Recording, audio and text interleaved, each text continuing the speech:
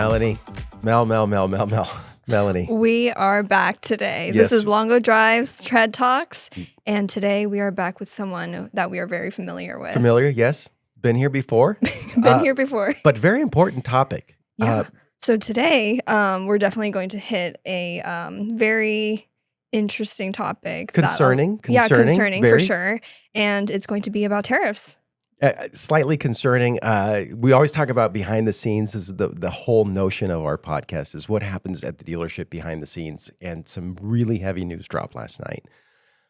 Last couple of nights it's been going. Yeah.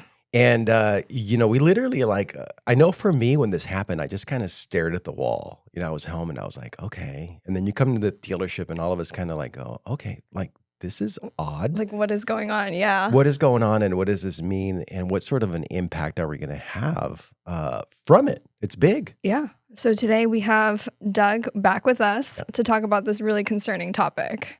Doug, welcome back to the show. Let's do this. Tariffs. My gosh. Can we start with inventory? Can we talk about the Longo inventory and Toyotas and you look at the inventory we have, what's going to happen?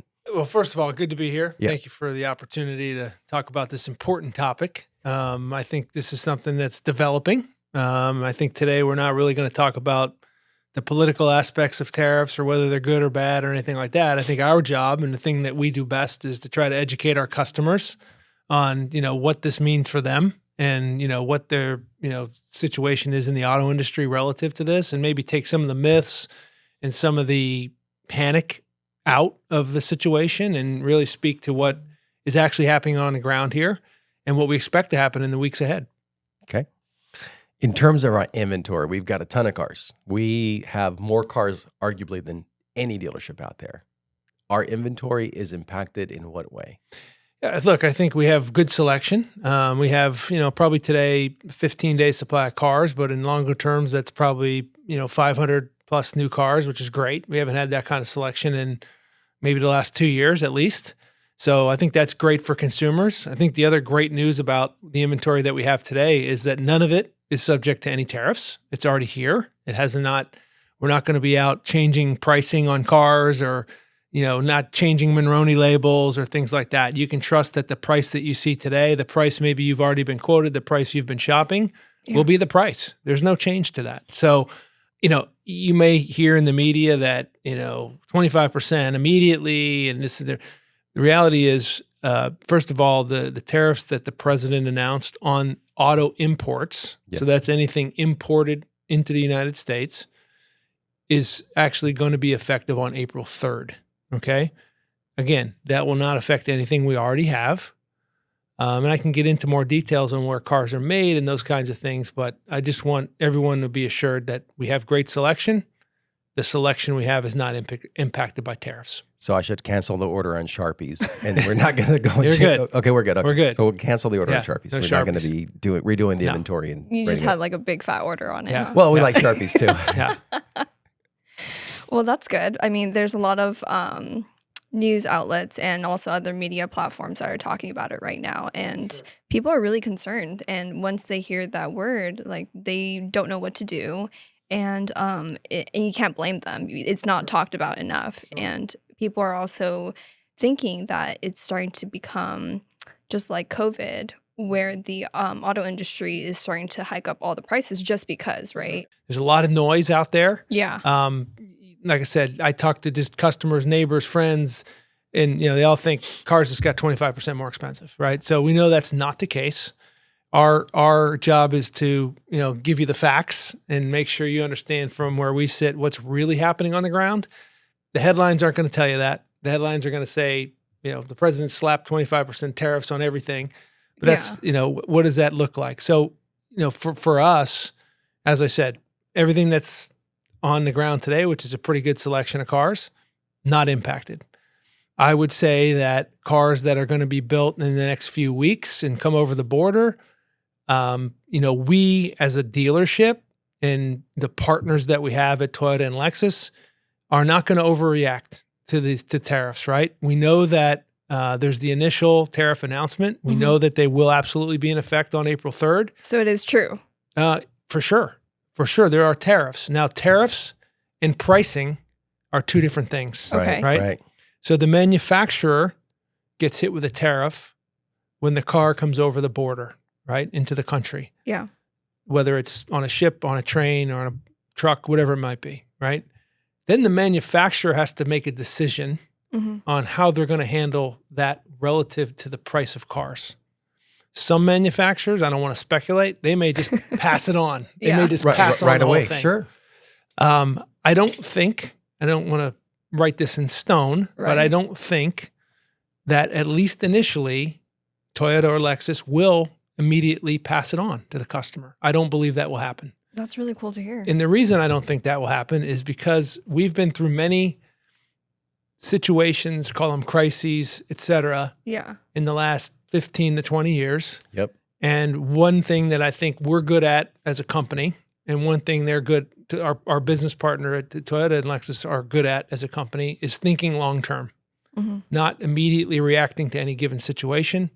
We've been through tsunamis, where there's a shortage of cars. We've been through the collapse of Lehman Brothers and the economy in 2008. We've been through the COVID-19 crisis. We've been through the shortage of microchips. We've seen it all, right? And one thing that we want our customers to have is confidence. For a brand to be strong for the long term, they've got to have confidence in you, right? And I want them to have confidence in Longo.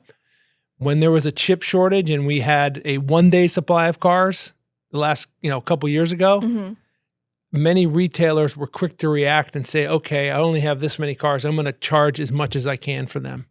And we just made a decision early on in that process that we're not going to do that. We're going to only charge MSRP.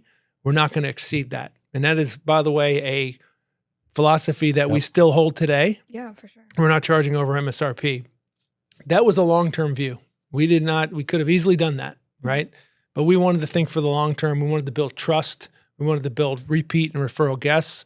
And we're fortunate to have a lot of loyal customers. We didn't want to do that to our customers. The same thing will happen now, at least in the short term. We're not going to overreact. So when people come in next week on April 3rd, they're not going to see just a spike in the prices right away. That is like a huge fear out there, like a massive fear. Yeah, I do not anticipate a significant price increase in the coming days and weeks. Okay. I don't want to speak beyond that, and I don't want to write anything in stone because, look, one thing we've learned over the last few months is government policy is unpredictable. Yeah. Right? Yeah. And it could change tomorrow. They could change the 50%, and then maybe that changes the equation of what you have to do. But as it sits today, with the facts we know today, with the brands we have today, with our philosophy that we have today, I don't anticipate immediate changes. Yeah, and this is certainly not our first rodeo going through this. You and I were talking right prior to the podcast, and back in the 1990s, it was the same situation, right? Yeah. The U.S. was very upset with Japan. Japan wasn't allowing imports to come in. There was a massive tariff that was threatened. Sure. At the last second, they pulled it, right? And but then after that, Toyota learned, and they said, we are not going to go through this rodeo again because this was not fun. This was very scary. Sure. And then you and I had started with Toyota in the 90s, right? Mid-90s. And we saw a huge shift in production. Manufacturing facilities started to appear all over the U.S., Kentucky, San Antonio, goes on and on and on. But Doug, how much is Toyota making here and selling here?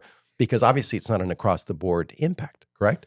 Right. I think, you're right. This isn't the first time we've heard of tariffs. They've been around. They haven't been around lately, but it's been a tool that government has used or tried to use in the past to try to force more manufacturing in the U.S. And if you go back to the mid-90s and you look at where we are today, I think that to some degree, there's been, to a lot of degree actually, there's been a lot of change in the automotive supply chains, right? Automotive supply chains are highly diversified. They're highly cross-country, cross-continent, right? You look at it's just the cars that we sell, right? About 55% of the cars that we sell here at Longo are built in the United States. Woo-woo. That was not the case 20, 25 years ago. Right. About 75%, maybe even closer to 80% of the cars that we sell are built in North America, right? That would include Canada and Mexico. Right. As part of the U.S. Mexico-Canada agreement, which is a current trade policy, right? It appears that the government is trying to maybe change that trade agreement. That may be one of the desired outcomes. I don't want to speculate. But the good news is we've got a diversified supply chain. We've got diversified production. Our best-selling car, the Camry, is exclusively built in the United States. It's one of the most American-built cars there is in the entire industry, is the Camry, right? It's beautiful Best-selling too. car in America. It's a great car. It's a hybrid, highly desirable, great value. One of our best-selling trucks, the Tundra, is and has always been built right. in San Texas. Antonio, Texas, Yeah. right? We have Corollas that are built in Mississippi. We have Highlanders and Siennas and Sequoias that are built in the U.S., some in Indiana, some in Texas. So there are a lot of our best-selling products are built right here, which is great, including Lexus. So we don't need to worry about those, right? Then there's the products that are built in other countries. And those are the ones that there'll be some negotiation on between countries. I would anticipate you'll see companies, I don't have any information on this, but I would just speculate that you're going to see more investment in the U.S. by some of these international companies, which is a good thing for American jobs and for the country. But that remains to be seen. Yeah. But the good thing is, look, the automotive supply chain overall is diverse. I think the overall industry is very diverse. So there's stuff coming from everywhere. There's parts that are made in one country, shipped to another country, And then machined gets and here. shipped back. And Yeah. it gets, we're not going to get into parts because it gets really complex. And I don't think we fully understand yet at this moment in time what the impact is there. But from the vehicles themselves, we're well diversified. and We're in a good place. I think one of the things that is really, really interesting about the situation is, to that point, first of all, the threat back in the 90s worked.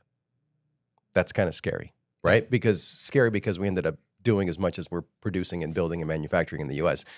But your point of, for example, the Tundra in San Antonio, you and I don't know how much of that metal comes from a different country. So even though the entire car is built in the U.S., it's very possible that the sheet metal came from elsewhere. Sure. And then that's going to get tariffed. So there is potentially an impact to that. we can't, we're not going to go down that rabbit hole. Yeah, we can't. We don't know That's that. for another day. That's a little bit out of for our another day. Yeah, but we don't. but at some point, that'll be a factor.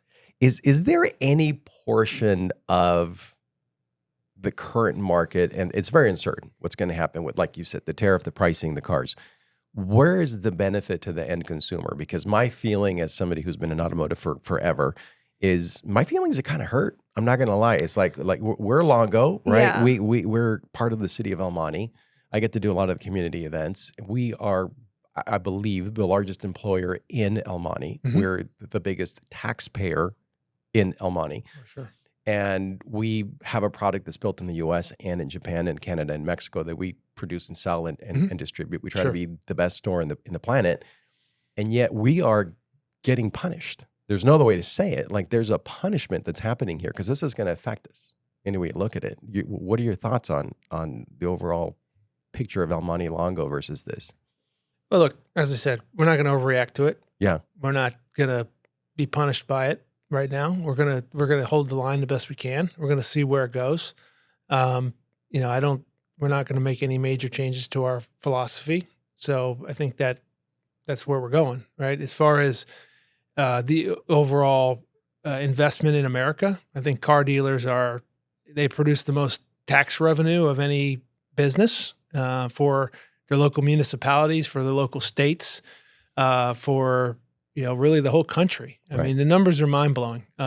California, I just was at an event in Sacramento. California auto dealers generate $14 billion in taxes, whether that be sales tax, property tax, payroll tax, real estate tax, et cetera. That's a lot. That's a lot. 14 billion. Yeah. Jesus. 14 billion. Speaking of billions, Yeah. though, like the economic impact that these tariffs are going to have is to expect to raise about, what was it, $100 billion annually for the United States. Like that's crazy. Yeah, we'll have to see if that comes to fruition. That's a number that's out there. I will tell you, as I said, we're not going to overreact to it right away. We want customers to have confidence in us. I think what it will do for the overall auto industry is it will most likely start to, bring up the value of used cars, right? Right. Used cars have already at a very high value level. There's a pro and a con to that, but I'll focus on the pro. The pro is that I think when consumers are buying cars in the next few weeks, one of the things that will be an advantage to them is going to be their trade-in value. I think that, and we've already seen it yesterday after the tariffs were announced, there was a big run at the auctions. Yesterday was one of the busiest days of the auto auctions across the country. Yeah. I've heard anecdotal reports of, dealers outbidding each other to try and build up their used car inventory in the fear that, they're going to have tariffs on new cars. So that frenzy of purchasing raises the value of the overall used car market. And ultimately for consumers, it's going to give them a higher trade-in value. So even if there's some change on the front end of the car on the pricing, which again, we don't anticipate immediately, but down the road, they can anticipate that, perhaps they'll be able to make up some of that with a higher trade-in value, which I think is a good thing for consumers. Is that the intention of the tariffs? Probably not, but there's a pro and a con to everything. And I think that does at least give them some confidence that, hey, when we look at an overall transaction for an automobile, it's not just the price of the car, right? But It's the everything whole else. transaction, right? It's the price, the trade-in value, it's the tax, Yeah. it's the sales tax, and it's the interest rate Right. if you're Right. financing it. So those are all factors. Residual values if you're leasing it. So it's not just the price of the car, and you got to remember all the other inputs into the transaction. And I think one of the positives will be their trade-in value. Yeah. And the crazy thing is that the new car prices potentially going up is increasing almost immediately the used car prices because people have that fear factor, right? hmm And it's almost like a double-edged sword. Like you're actually want to get a used car so you can sell it for less than the new car and keep your market going, but we're all going to drive the price up anyway. So it's going to be the same situation we had when we had no Siennas, where a used Sienna is almost the same price as a new Sienna because of demand. Yeah, we'll have to see where that goes for Right. sure. Yeah. Well, a lot of the online chatter that I'm seeing here is that people are kind of going into like a panic mode, panic buying, right? Yeah. And they're like, oh, I got to get a car now, or Mhm. it's too late. Well, Sure. it's not too late, but of Right. course you want to save yourself some money, Of course. right?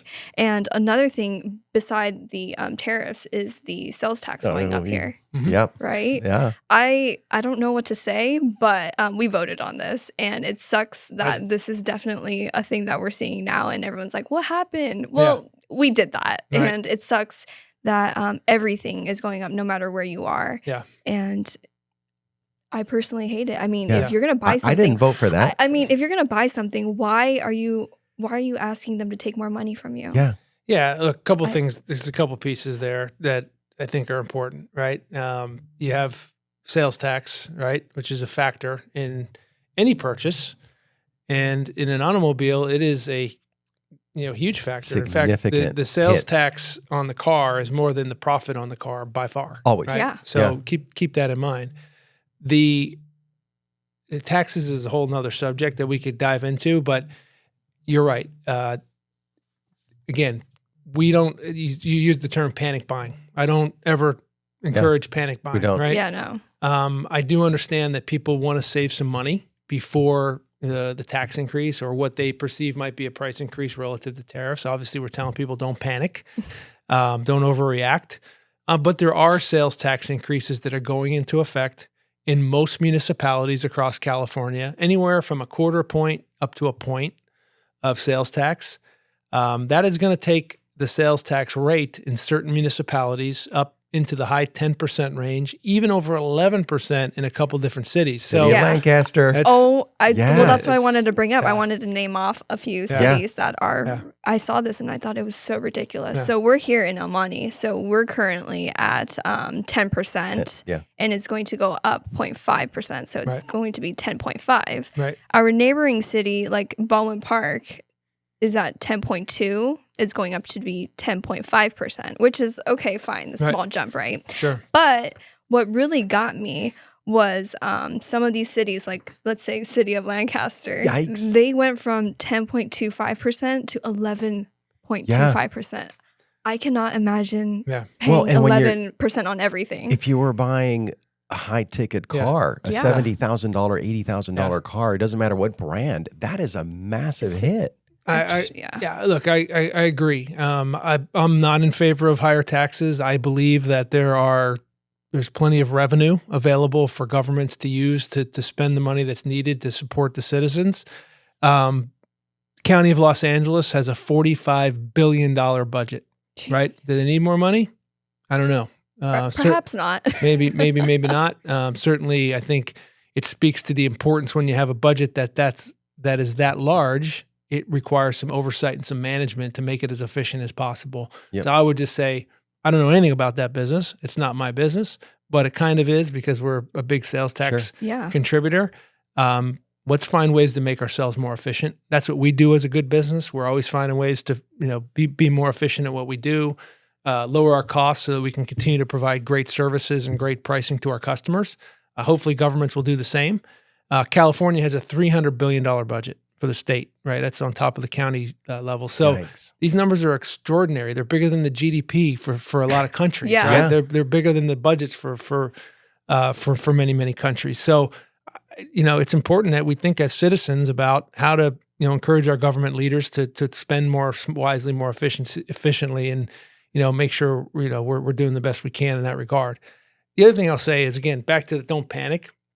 Most of the sales tax is going up with a couple outliers like Lancaster, which is, I'm not even sure what's going on there. Outrageous, yeah. It's a quarter point, it's a half a point, right? So if you take a half a point, right, you take a $50,000 car, it's $250, right? So I don't want to minimize it because it's not small, but in the scheme of, a $50,000 car, $250, probably from a transactional standpoint, if you're financing a car over 60 months, it's a couple of bucks a month, if that.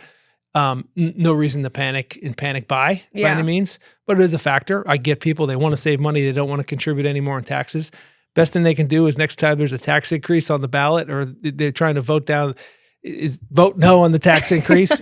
And when they say, please. that would be certainly up to consumers to make that decision on their own. But, if there's concerns about it, we voted for it. So I didn't, but somebody did. So somebody did. Somebody did. Yeah. So again, what I always go back to is I simple Google, what is the budget they have available to themselves today? And do we think that's enough?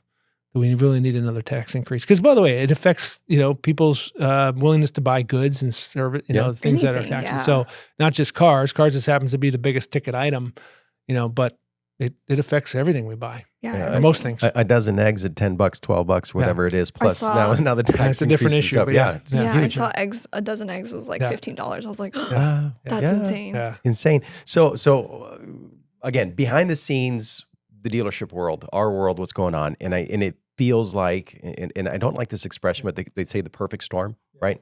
It's kind of an imperfect storm for us because you look at tariffs are announced, and we're not really sure how this is going to flesh out. We don't know if it's a simple threat. We don't know if it's going to. We don't really know what happens, but we're going to prepare and do the best we can with it. That's first part of the storm. The second part of the storm is, okay, sales tax increase. Yeah. Okay, so now we got a double whammy, right?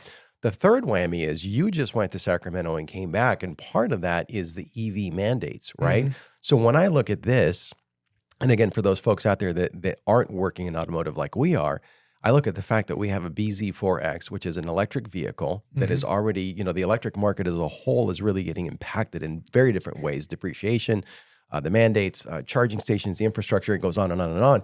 But this car is not made in the U.S. So it's a car that is going to be subject to the tariff. It's already a car that we're having to discount to get out the door. It's going to be, so the tariff is going to increase the price. The sales tax is going to increase the hit. The infrastructure is not necessarily there. Right.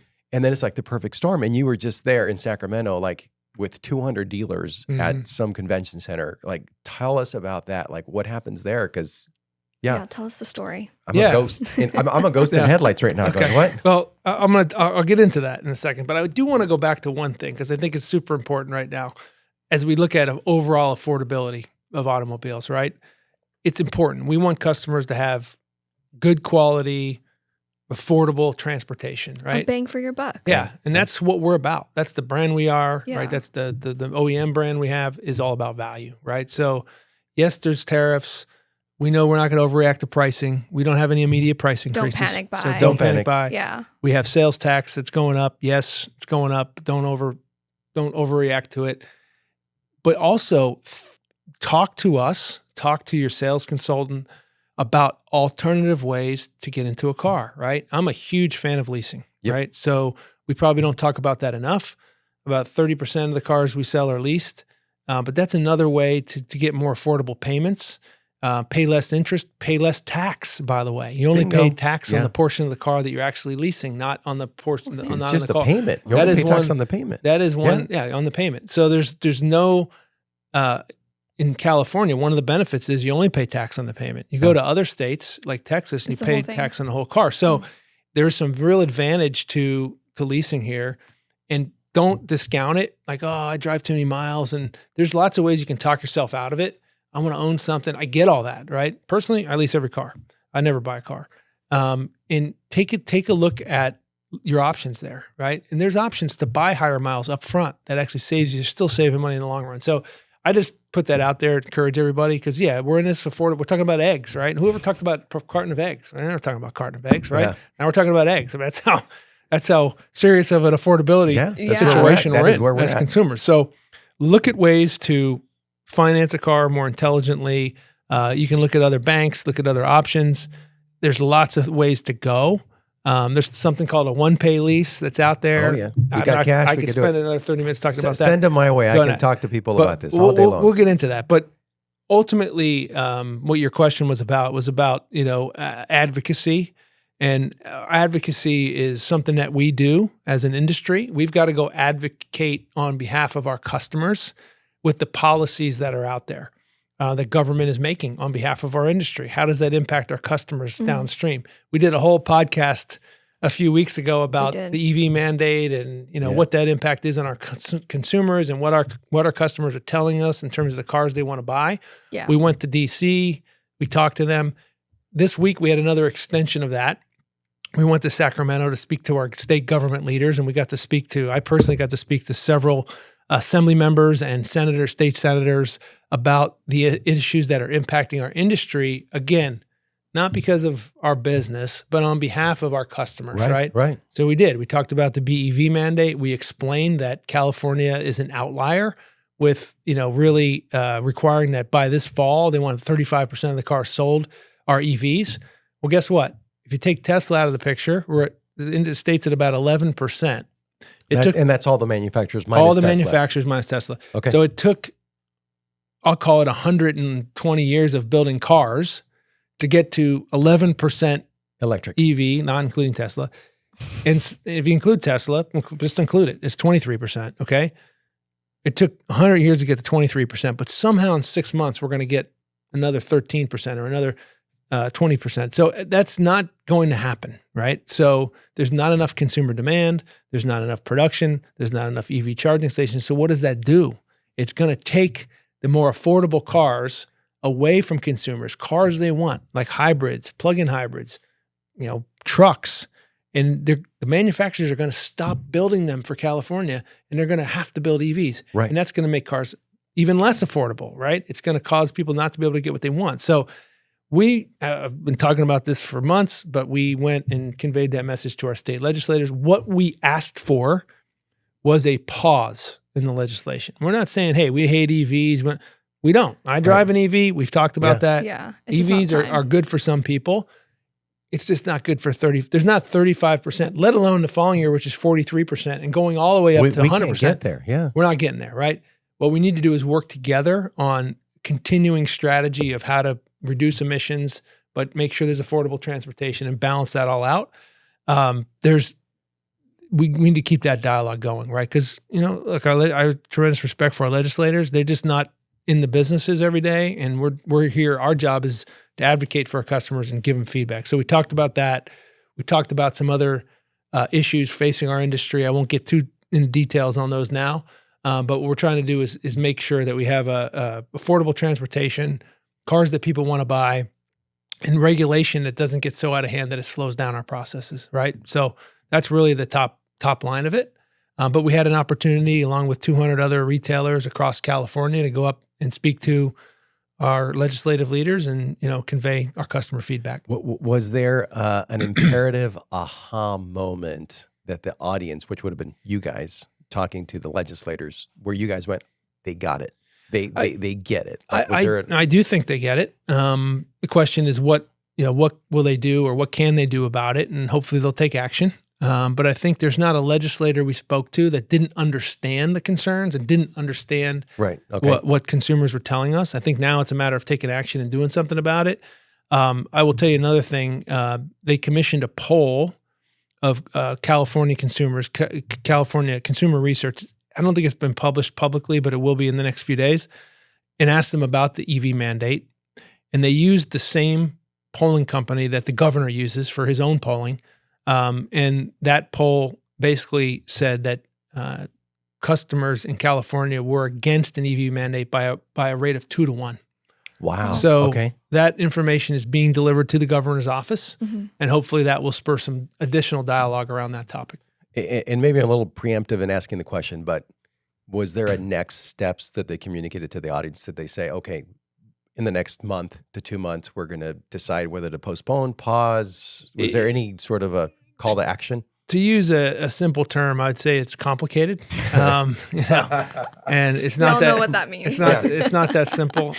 You're right. It would be great if they did that, but again, you're dealing with many individual legislators. You have people from all different parts of the country. We had a great panel discussion with a woman who was from San Francisco Bay Area, lives in the city, takes the train. This is a legislator, and then a woman who is whose family are farmers in Modoc County, which is way up Northern California, right? And they have tractors from the 1970s, right? So there's all these different needs and uses of cars and transportation, and trying to get everybody they all understand each other. That's good. The more communication is key, right? Communication helps people understand each other better.